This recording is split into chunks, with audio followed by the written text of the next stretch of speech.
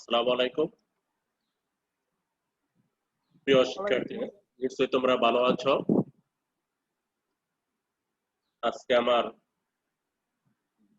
Zoom class তৃতীয় class চলছে। আজকে আমাদের আলোচনার বিষয় হলো চতুর্থ অধ্যায় HTML এর বহু নির্বাচন অর্থাৎ নৈমিত্তিক টি।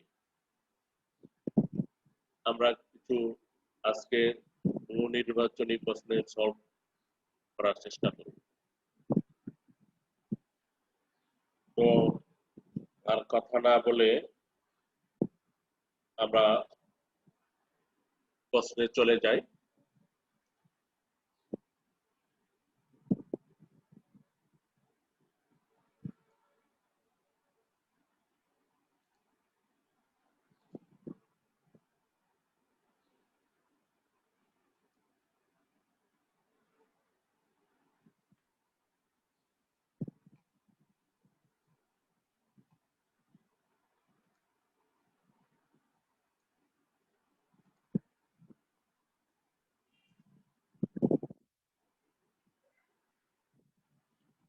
আইসিটিতে বহু নির্বাচন একটি গুরুত্বপূর্ণ।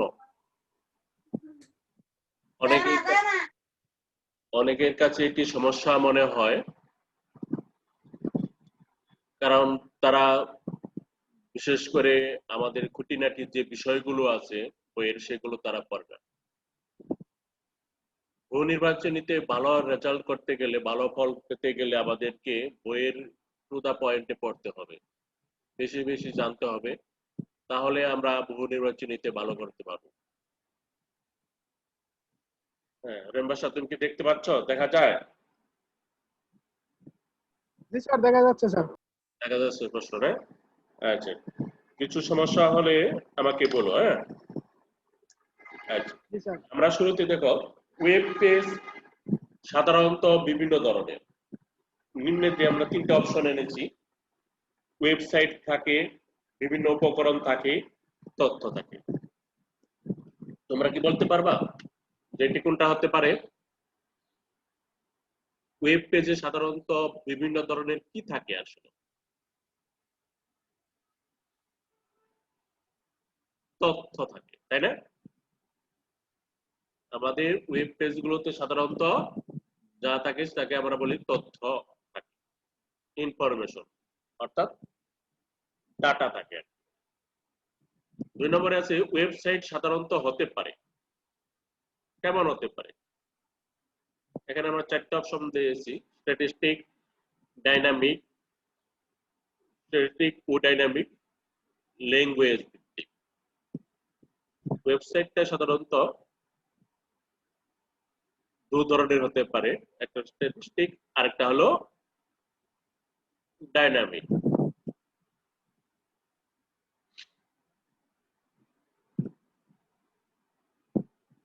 আজকে আমরা যে বহু নির্বাচনী নিয়ে আলোচনা করছি, এটি প্রত্যেকটা প্রশ্নে খুবই গুরুত্বপূর্ণ এবং কমন। আশা করি তোমরা এখান থেকে বেশ কমন থাকবে আমাদের পরীক্ষা। HTML এর ভার্সন বোঝানোর জন্য কোন ট্যাগ ব্যবহার করা হয়? আমরা যে HTML এর ভার্সন ব্যবহার করতেছি, সেই ভার্সন বোঝানোর জন্য কোন ট্যাগ ব্যবহার করতে হয়?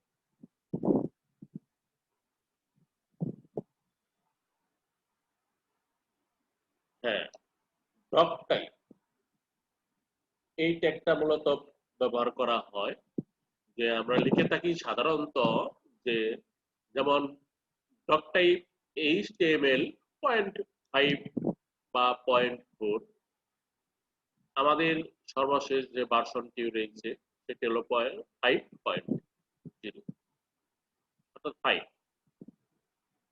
আর এটি বোঝানোর জন্য আমরা ব্যবহার করি হলো ডক টাইপ। এই ট্যাগটি ব্যবহার করা হয়। 4 নম্বরে হলো HTML এর মন্তব্য বা কমেন্ট করার জন্য কোন ট্যাগ ব্যবহার করা হয়? এখানে যে অপশনগুলো আছে, আমরা প্রত্যেকটাই আসলে মূলত মন্তব্য লেখার জন্য ব্যবহার করি, তবে নিচের দুটো ব্যবহার করা হয় সাধারণত সি প্রোগ্রামে, আর উপরেরটা ব্যবহার করা হয় সাধারণত আমাদের এইচটিএমএল এ। এইচটিএমএল এ কমেন্ট বা মন্তব্য লেখার জন্য এই ট্যাগটা ব্যবহার করা হয়। শুরুতেই আশ্চর্যজনক ট্যাগের ভিতরে আশ্চর্যজনক চিহ্ন চিহ্ন দেওয়ার পর আমরা যে মন্তব্য বা কমেন্টটা করব সেখানে লিখতে হয়। পরের প্রশ্নটা হলো HTML নামক মার্ক আপ ল্যাঙ্গুয়েজের উপর ভিত্তি করে তৈরিকৃত ডকুমেন্টকে কি বলে?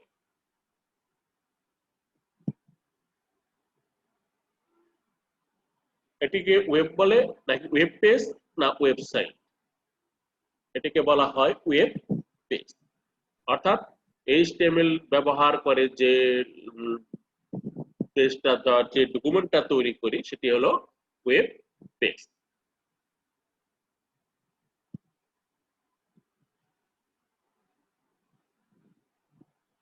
পৃথিবীর প্রথম ব্রাউজারের নাম কি?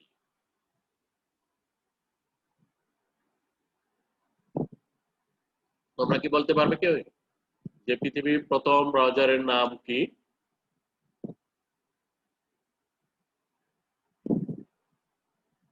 এটা একটি কমন প্রশ্ন। বোঝাই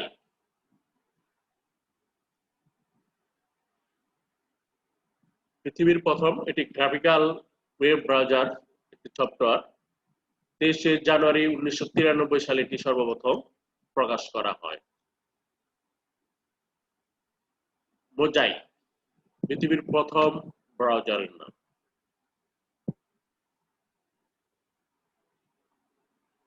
এরপর হলো আইপি অ্যাড্রেস ব্যবস্থাপনাকারী বা নিয়ন্ত্রণকারী সংস্থার নাম। আইপি অ্যাড্রেস তোমরা জানো যে প্রত্যেকটা ওয়েবসাইটের জন্য একটি আইপি অ্যাড্রেসের প্রয়োজন হয়। সেই আইপি অ্যাড্রেস যারা নিয়ন্ত্রণ করে, পৃথিবীর আইপি অ্যাড্রেস গুলো যারা নিয়ন্ত্রণ করে এরকম একটা সংস্থা রয়েছে, সেই সংস্থাটার নাম IANA। IANA international assigned numbers authority. এটি স্থানীয়ভাবে পরিচালনা করার জন্য 5টি আঞ্চলিক ইন্টারনেট রেজিস্ট্রি ক্রিয়েট করা হয়েছে, যেগুলো আসলে মূলত স্থানীয়ভাবে নিয়ন্ত্রণ করে। এই 5টি অঞ্চল ভিত্তিক নিয়ন্ত্রণ করার পর আমাদের IANA এই সংস্থাটি পৃথিবী জুড়ে আমাদের এই আইপি অ্যাড্রেস গুলো নিয়ন্ত্রণ করে থাকে। মূলত তারাই অঞ্চল ভিত্তিক যে আমাদের আঞ্চলিক ভিত্তিক যে 5টি সংস্থা রয়েছে সেগুলো আইপি অ্যাড্রেস বরাদ্দ দিয়ে থাকে। এরপরটা হলো যে ইন্টারনেট সেবা প্রদানকারী প্রতিষ্ঠান কোনটি? নিচে যে আমরা 3টি অপশন দেখতে পাচ্ছি, এই 3টির মধ্যে কোনটি ইন্টারনেট সেবা প্রদান করে থাকে? সাধারণত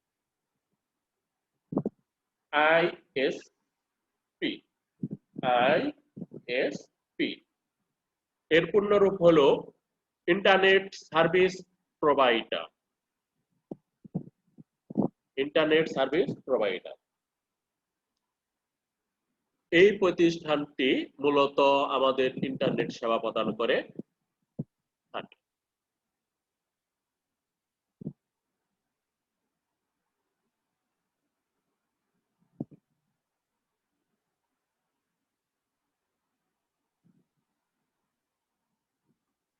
এরপরেরটা হলো তো আইপি অ্যাড্রেস এর জন্য ডিএনএস সার্ভারের প্রয়োজন আছে কি? হ্যাঁ, প্রয়োজন আছে। আইপি অ্যাড্রেসের জন্য ডিএনএস সার্ভারের প্রয়োজন আছে। ভার্সন অনুসারে আইপি অ্যাড্রেসকে কয় ভাগে ভাগ করা যায়? আমরা যে আইপি অ্যাড্রেস গুলো ব্যবহার করি সেই আইপি অ্যাড্রেস গুলোকে কত ভাগে আমরা ভাগ করতে পারি ভার্সন অনুযায়ী? হ্যালো, জি স্যার। তোমরা কি বুঝতে পারতেছো? জি স্যার। বোঝা যাচ্ছে লেখাগুলো? জি স্যার। আচ্ছা, অ্যান্সার কি কঠিন মনে হচ্ছে এই প্রশ্নগুলো? না স্যার। আচ্ছা, এবার দেখো ভার্সন অনুসারে আইপি অ্যাড্রেসকে কত ভাগে ভাগ করা যায় বলতে পারো? এটি হলো মূলত দুভাগে ভাগ করা যায়।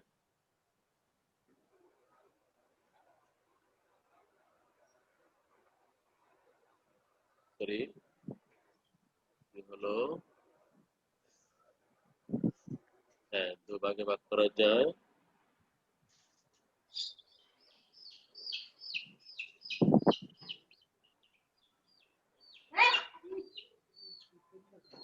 আমরা আবার একটু শুরু করি, মনে হয়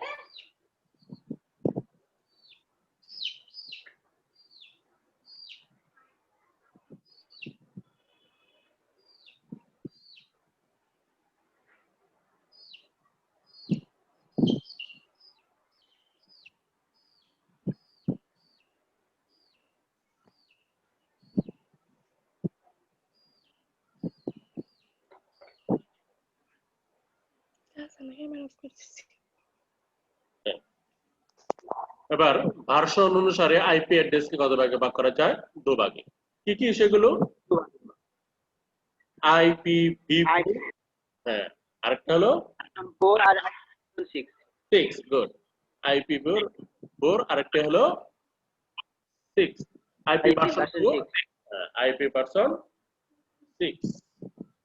এরপরেরটা হলো যে আমাদের প্রশ্নটা যে আইপি4 অর্থাৎ আইপি ভার্সন 4 এটি কত বিটের হতে পারে? 16 বিট, 32 বিট, 64 বিট? এটি 32 বিট স্যার। হ্যাঁ, গুড, থ্যাংক ইউ। এটি হলো 32 বিট। এটি যদি 32 বিটই হয় তাহলে আমাদের 6টা কত বিটের হতে পারে? আইপি ভার্সন 6 কত বিটের হতে পারে? এটি হয় হলো 64 বিট। না, এটি হবে 128 বিটে।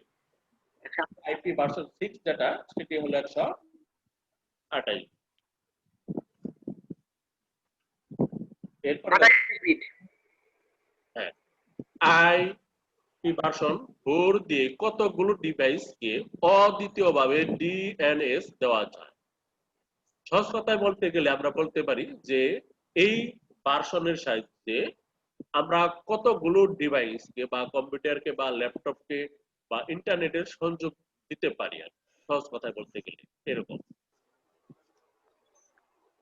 মানে আইপি ভার্সন, এই ভার্সনের সাহায্যে আমরা কতগুলো ডিভাইসকে সংযোগ দিতে পারি অর্থাৎ ডিএনএস দিতে পারি, আইপি অ্যাড্রেসগুলি সরবরাহ করতে পারি।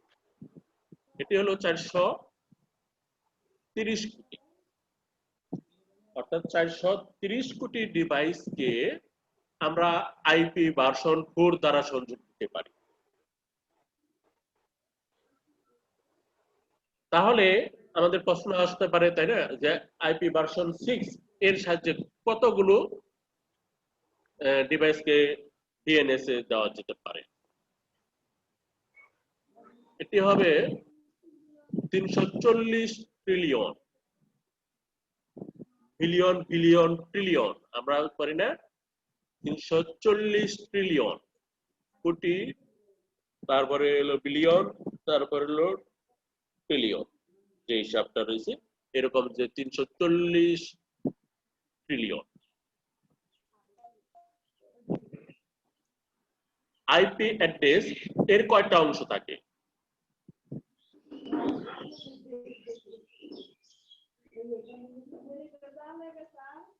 আইপি অ্যাড্রেসের মূলত অংশ হলো দুইটি অংশ থাকে। একটি হলো নেটওয়ার্ক অংশ আর একটা হলো হোস্ট অংশ।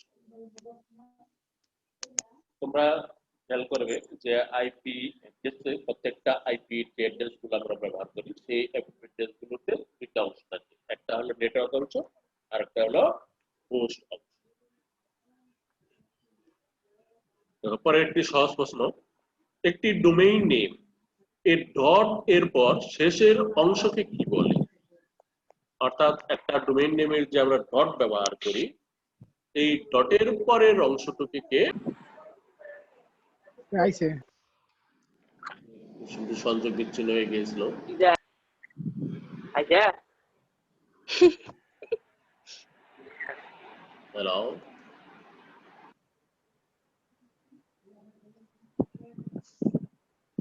জি স্যার। সাথে থাকার জন্য ধন্যবাদ। আমরা আবার শুরু করি।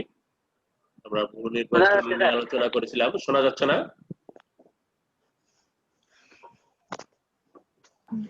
জি স্যার শোনা যাচ্ছে। জি স্যার শোনা যাচ্ছে।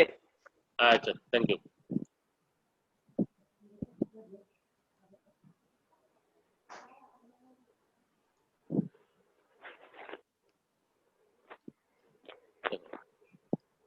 পরেরটা অবশ্য মার্ক হয়ে গেছে। তারপরে একটু দেখে নিই আমরা যে একটি ডোমেইন নেমের লাস্টের অংশকে ডটের পরের অংশকে বলা হয় টপ লেভেল।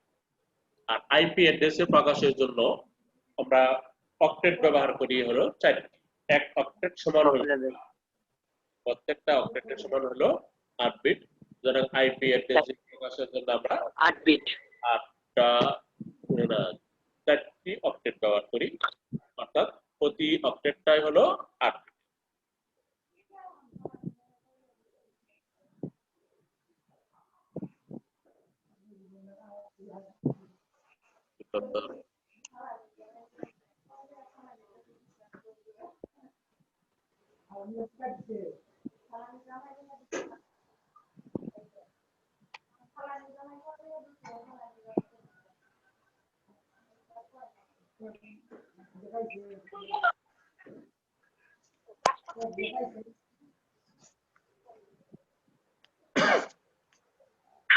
এরপরটা দেখো, দেখতে পাচ্ছ? যাচ্ছে না, সংযোগের সমস্যা হয়ে যাচ্ছে। না স্যার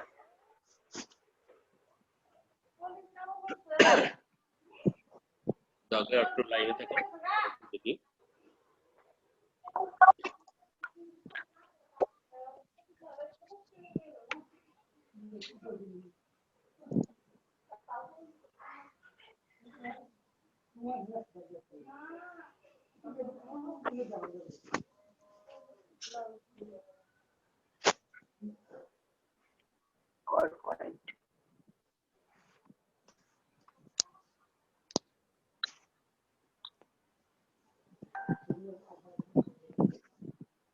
ওয়ালাইকুম আসসালাম। বসেন।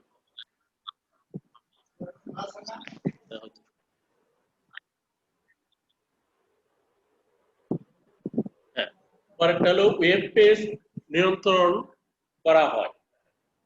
অর্থাৎ আমরা যে পেজগুলো ব্যবহার করি সেগুলো নিয়ন্ত্রণ করা হয় কিসের সাহায্যে? Television, mobile, computer, internet. বলতো ওয়েব পেজগুলো আমরা সাধারণত কিসের সাহায্যে নিয়ন্ত্রণ করে থাকি? ইন্টারনেট দ্বারা। আসলে এরকমই মনে হচ্ছে, আসলে কিন্তু তা না। আসলে আমরা ওয়েব পেজগুলো আসলে নিয়ন্ত্রণ করে থাকি হলো কম্পিউটার দ্বারা। ইন্টারনেট আমরা ব্যবহার করি, কম্পিউটার দ্বারা। হ্যাঁ, ইন্টারনেট আমরা ব্যবহার করি ঠিক আছে ওয়েব পেজগুলো পাওয়ার জন্য বা দেখার জন্য, আমরা প্রসার করার জন্য ইন্টারনেট ব্যবহার করে থাকি, কিন্তু নিয়ন্ত্রণ করা হয় হলো কম্পিউটার দ্বারা। গ্লোবাল পারটেক্স এর প্রস্তাবনা দেন কি? গ্লোবাল পারটেক্স প্রজেক্ট এর প্রস্তাবনা কে দেন? এটা হলো টিম বার্নার্স-লি। আমরা যাকে বলে টিম বার্নার্স, হ্যাঁ, যাকে আমরা বলে থাকি কি এইচটিএমএল এর জনক, তাই না? এইচটিএমএল। স্যার আর এটা হলো W3C ওয়ার্ল্ড ওয়াইড কনসোর্টিয়াম কত সালে প্রতিষ্ঠিত হয়? তোমরা জানো? W3 মানে কি? WWW, তিনটা W, এই জন্য এটাকে সংক্ষেপে লেখা হলো W3। আর এটি প্রতিষ্ঠিত হয় 1993 সালে।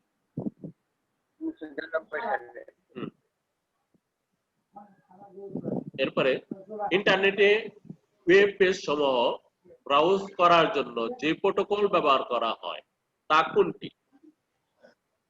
অর্থাৎ আমরা যে প্রোটোকলটা ব্যবহার করি ওটিপি। এটা কি সিম্পল, খুবই সাধারণ প্রশ্ন। HTTP এটা আমরা জি সবাই স্যার, ক জানি। নাম্বার?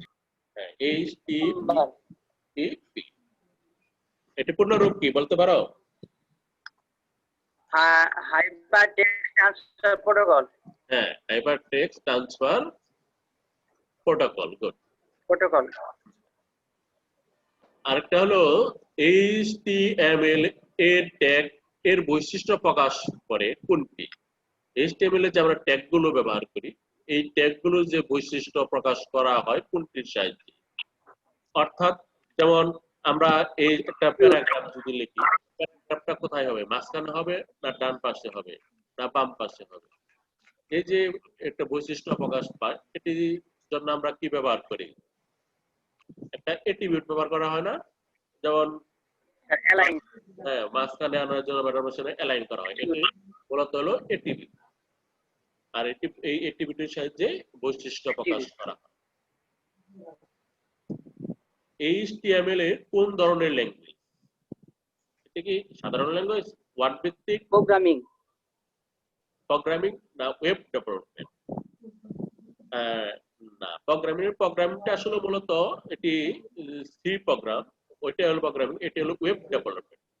HTML-টা ব্যবহার করা সাধারণত ওয়েব পেজ ওয়েবসাইট ডেভেলপ করার জন্য, ওয়েব ডেভেলপমেন্ট। যদিও একটু কিছু কিছু প্রশ্ন একটু দ্বিধাদ্বন্দ্ব মনে হয় যে না আসলে এটা হবে, কিন্তু এই প্রশ্নগুলো একটু বেশি বেশি তোমাকে চর্চা করতে হবে। আমাদের দ্বিধা না থাকে, ধান্দা না থাকে যে না এটা হবে এটা, এরকম জানি না থাকে। HTML কি ধরনের ল্যাঙ্গুয়েজ? তাহলে একমুখী, দ্বিমুখী, বহুমুখী, উভয়মুখী? একটি সাধারণ HTML-টা বহুমুখী, একমুখী না দ্বিমুখী না, এটি হলো বহুমুখী। HTML এর সর্বশেষ ভার্সন কোনটি? আমরা যে HTML জন্য যে ভার্সন ব্যবহার করি, যে সফটওয়্যার ব্যবহার করি, সেটি মূলত এখন বর্তমানে কোন ভার্সনটা চলছে? আমরা কোন ভার্সনটি ব্যবহার করি? কত নাম্বার স্যার? জি, HTML5। HTML5 ভার্সনটা আমরা সর্বশেষ ভার্সন হিসাবে এখন পর্যন্ত গণ্য করি। আর এই ভার্সনটি পরিচিতি লাভ করে কত সালে? 8, 9, 10, 11। 2008, 9, 10। এই ভার্সনটি মূলত তোমরা জানো, এই ভার্সনটি মূলত 2010 থেকে পরিচিতি লাভ করে। শুরু হয়েছে মূলত হলো 2010 এর। সর্বশেষ আমাদের HTML এর যে ভার্সন 5 রয়েছে,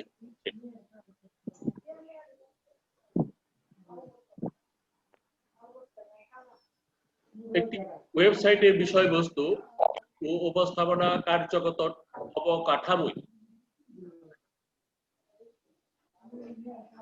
কোনটি? ওয়েবসাইট, ওয়েব পেজ, ওয়েবসাইটের কাঠামো, মূল পেজ। অর্থাৎ তোমার যে একটা ওয়েবসাইট আছে সেটার বিষয়বস্তু এবং উপস্থাপনা কার্যগত অবকাঠামো, অর্থাৎ কার্যকরী যে ওয়েবসাইটটা আছে এটার কাঠামোটা, এটার নাম, এটি হলো ওয়েবসাইট কাঠামো। এটাকে বলে আমরা ওয়েবসাইট কাঠামো। 20 নম্বরের প্রশ্নটা হলো হোম পেজ। এটি কি আসলে মূলত? আমাদের প্রথম যে পেজটা আসে সেটি মূলত আমরা আসলে কি হিসাবে করি? যে এক ধরনের বিষয়, এক ধরনের সূচি, মূল বিষয়, কাঠামো, সূচি। অর্থাৎ যেমন আমরা ফেসবুকের শুরুতে ঢুকে যে পেজটা পাই সেটি আসলে কোন ধরনের? আমরা এটিকে বলতে পারি এক ধরনের সূচি, কারণ হোম পেজ থেকে আমরা যেতে পারি না? যেমন ভিডিও পেজে যেতে পারি, অডিও পেজে যেতে পারি, আমরা কি কি লাইক দিয়েছি সেই পেজে যেতে পারি, অর্থাৎ সেভ করা পেজে যেতে পারি, তারপর মেসেঞ্জারে যেতে পারি, এরকম। অর্থাৎ হোম পেজটা মূলত এখানে সূচি হিসাবে কাজ করে, যে আমাদের ওয়েবসাইটের যে সূচি সেই হিসাবে কাজ করে। একাধিক স্ট্রাকচার ব্যবহার করে ওয়েবসাইট ডিজাইন করা হয় তাকে কি বলে? একাধিক স্ট্রাকচার, অনেকগুলো স্ট্রাকচার ব্যবহার করে, অর্থাৎ অনেকগুলো স্ট্রাকচার মিলিয়ে যে স্ট্রাকচারটা গঠিত কম্বিনেশন কম্বিনেশন। কারণ এখানে কম্বিনেশনটা হলো কি অনেকগুলো স্ট্রাকচার একত্র করে তৈরি, সেখানে নেটওয়ার্ক থাকবে, তারপর হায়ারার্কিক্যাল থাকবে, ঠিক আছে?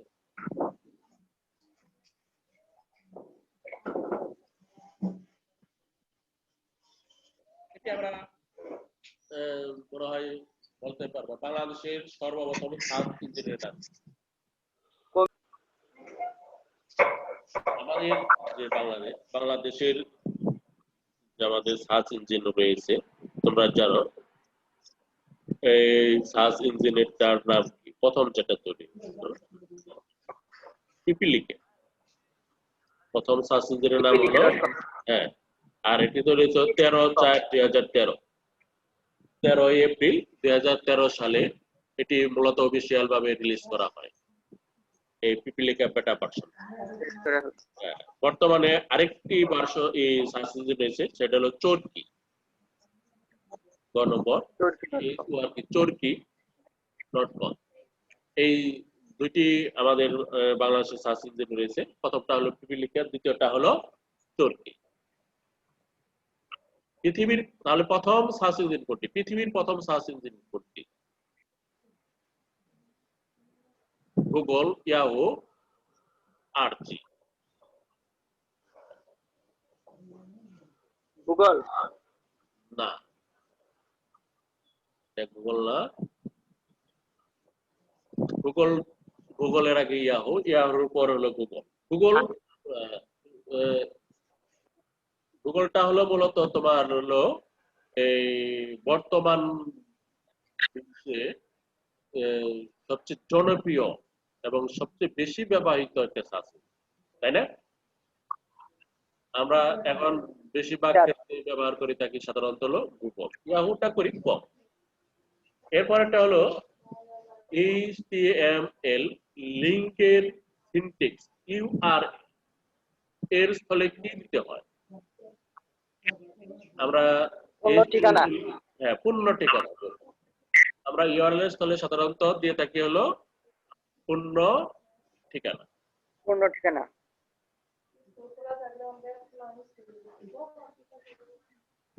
HTML এর মাধ্যমে কোডিং করতে আমরা কি ব্যবহার করি?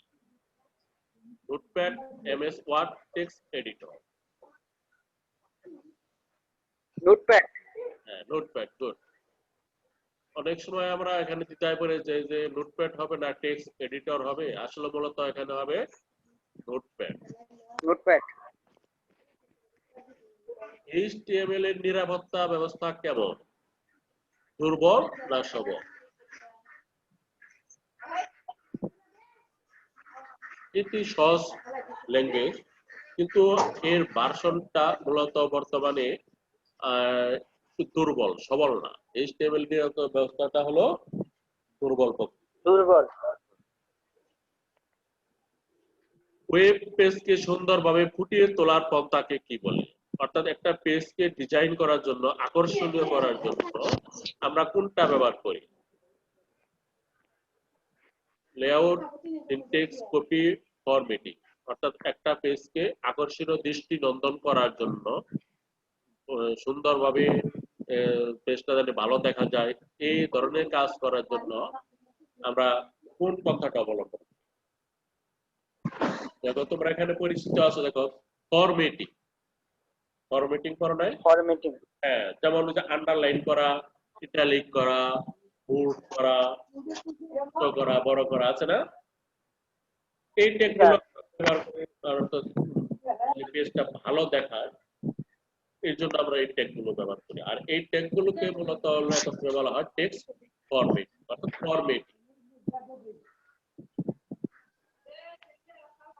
একটি ডকুমেন্টের সাথে আরেকটি ডকুমেন্টের সংযোগ স্থাপন করার জন্য নিচের কোন ট্যাগ ব্যবহার করা হয়? অর্থাৎ দুইটা ডকুমেন্ট অথবা বলতে পারো দুইটা পেজ, এই ধরনের সংযোগ করার জন্য আমরা কোন ট্যাগ ব্যবহার করি? বা এক ওয়েবসাইট থেকে আরেক ওয়েবসাইট যাওয়ার জন্য আমরা কোন লিঙ্ক ট্যাগ ব্যবহার করা হয়। এখানে আমরা লিঙ্ক ট্যাগ ব্যবহার করে আমরা মূলত এই এক ডকুমেন্ট থেকে আরেক ডকুমেন্টে যেতে পারি বা সংযোগ স্থাপন করতে পারি। HTML5 এর লেআউটকে সাধারণত কয়টি ট্যাগের মাধ্যমে প্রকাশ করা হয়? বর্তমান যে ভার্সনটা চলেছে HTML, এই ভার্সনের সাহায্যে লেআউটকে কয়টি ট্যাগের মাধ্যমে প্রকাশ করা হয়? দুইটি। একটা হলো তোমার হলো টেবিল ট্যাগ আর একটা হলো ডিভ ট্যাগ। এই দুই ট্যাগের মাধ্যমে বর্তমানে লেআউটকে দুইটা ট্যাগ ব্যবহার করা হয়, অর্থাৎ একটা হলো টেবিল ট্যাগ আর একটি হলো ডিভ ট্যাগ। আমরা যদি সময় পাই পরবর্তীতে এই লেআউট নিয়ে আলোচনা করব। হ্যাঁ, কোন স্ট্রাকচারের প্রত্যেকটি পেজ হচ্ছে অনুক্রমিক। কোন স্ট্রাকচারের প্রত্যেকটা পেজ অনুক্রমিক মানে সিরিয়াল অনুযায়ী থাকে। এটি লিনিয়ার না হায়ারিকাল না নেটওয়ার্ক না কম্বিনেশন? আমরা যে HTML এর যে কাঠামোটা আছে ওয়েবসাইটের যে কাঠামোটা আছে সেই কাঠামোতে পেজগুলো সিরিয়াল অনুযায়ী থাকে কোনটাতে?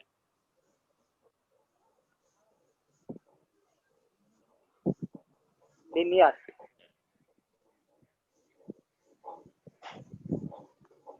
এরপরে HTML লেআউট এর গুরুত্বপূর্ণ হেডার, ফোল্ডার, পেজ নাম্বার গুলো এই তিনটার মধ্যে কোনটা সবচেয়ে বেশি গুরুত্বপূর্ণ বা কোনগুলো গুরুত্বপূর্ণ? হেডার, 1 ও 3।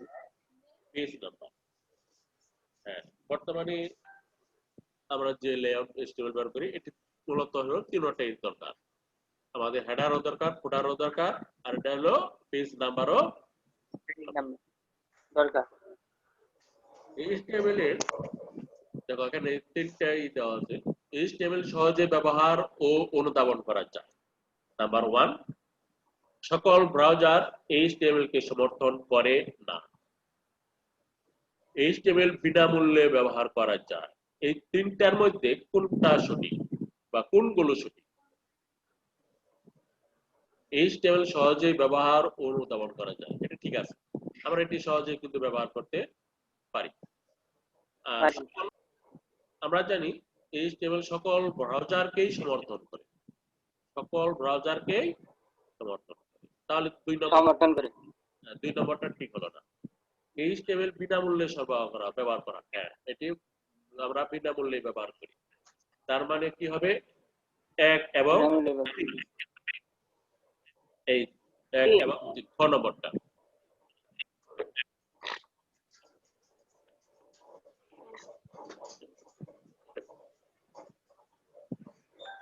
আইপি ডাটা নেটওয়ার্ক কোনটি?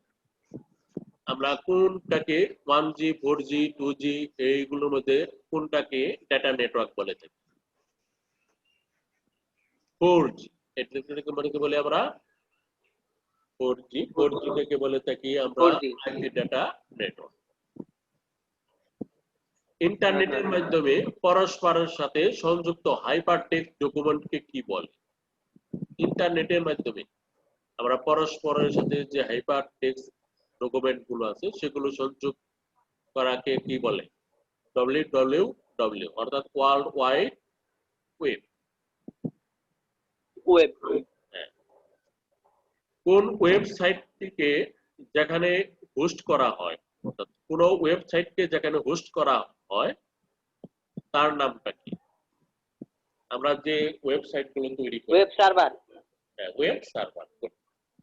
ওয়েব সার্ভার ওয়েবসাইটকে কিন্তু যে কোনো একটি বৃহৎ কম্পিউটারে আমরা হোস্ট করে থাকি, সেটার নাম হলো web server. Server. Web page design কোন? আমাদের চারটা অপশন আছে এখানে দেখো।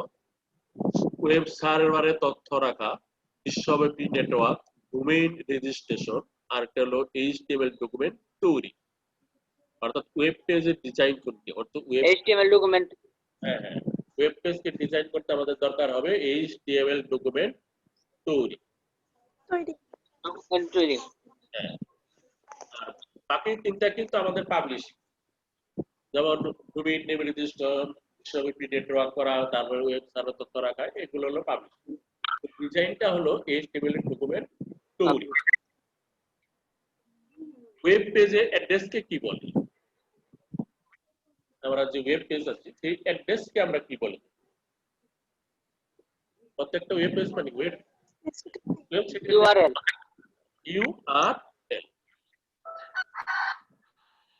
এল। ইমেজ লোড না হলে টেক্সট দেখাবে নিচের কোন অ্যাট্রিবিউট ব্যবহার করলে? অর্থাৎ আমরা যদি কোনো ছবি পেজে সংযোগ করি, সে ছবিটা যদি প্রদর্শন করতে ব্যর্থ হয় সার্ভার, তাহলে এখানে অন্তত টেক্সট দেখাবে। এই টেক্সটটা দেখানোর জন্য আমরা কোন অ্যাট্রিবিউটটা ব্যবহার করি? অল্টারনেট। হ্যাঁ, অল্টারনেট, সংক্ষেপে বলে ALT, অল্টারনেট। এটি যদি আমরা ব্যবহার করি তাহলে আমাদের ছবি যদি কোনো কারণে প্রদর্শন না করে তাহলে অন্তত টেক্সটটা দেখিয়ে দিই। আমরা প্রায় শেষের দিকে। তাহলে দেখো HTTP, আমরা জানি হাইপার টেক্সট ট্রান্সফার প্রোটোকল, শেষে একটা এস আছে। অনেক ক্ষেত্রে দেখো ঠিকানায় HTTP এর পর একটা এস থাকে, আবার কিছু কিছু ক্ষেত্রে এস থাকে না। এস থাকার মানেটা কি, কি নির্দেশ করে? HTTP আমরা একটু আগে পড়ে আসলাম HTTP, কিন্তু শেষে দেখো একটা যদি এস থাকে, এর এস দেওয়ার কারণটা কি? সার্ভার। না, এইটা তো সিকিউরিটি। অর্থাৎ সবসময় খেয়াল রাখবা HTTP পর যদি একটা এস থাকে তাহলে ওই ওয়েবসাইটের সিকিউরিটি বেশি। যে ওয়েবসাইটের ঠিকানায় পির পর এস থাকবে, মনে রাখবে ওই ওয়েবসাইটের সিকিউরিটি সবচেয়ে বেশি। আর এস যদি না থাকে সিকিউরিটি দুর্বল। বোঝা গেল কি? এখন হলো প্রতিটি ফ্রেম সেট নির্ধারণ করে কোনটি? প্রত্যেকটা ফ্রেম আমরা জানি যে এই ফ্রেমগুলোর যে সেট আছে, অর্থাৎ অনেকগুলো ফ্রেম মিলে একটা ফ্রেম সেট তৈরি হয়। এটি নির্ধারণ করা হয় সাধারণত সারি বা কলামের সাহায্যে। সারি বা কলামের সাহায্যে একটা ফ্রেম সেট নির্ধারণ করা হয়ে থাকে। সিকিউরিটি ফ্রেম সেট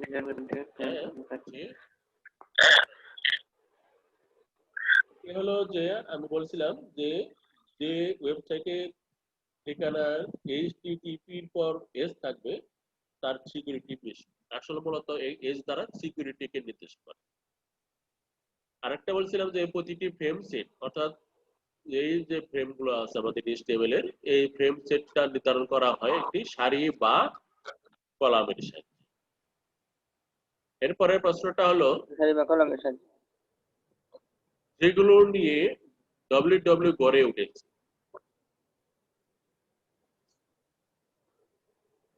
কি কি বিষয় নিয়ে এখানে যেগুলো আছে সেগুলো WW গড়ে ওঠে। অর্থাৎ WW গড়ে তোলার জন্য, সফল করার জন্য ওয়ার্ল্ড, ঠিক আছে, বিশ্বের যে নেটওয়ার্কটা আছে তার জন্য আমাদের কি দরকার?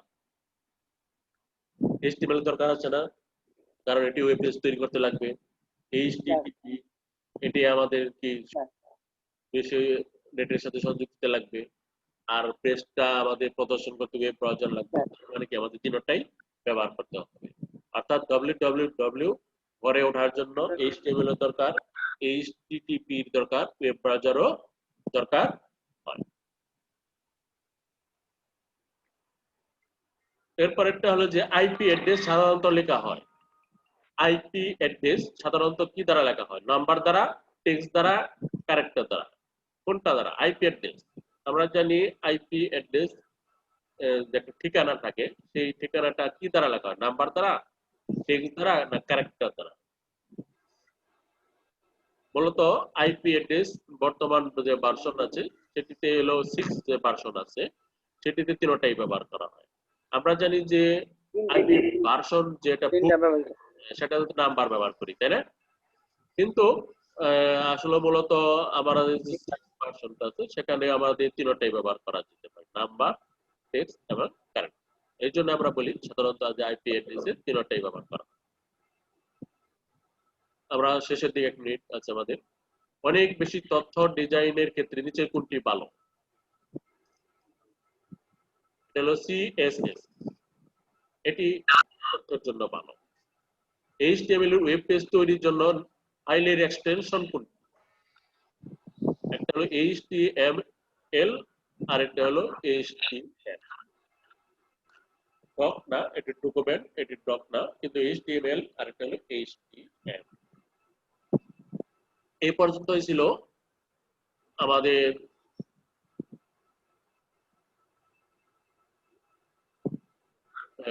বহু নির্বাচনী নিয়ে আলোচনা।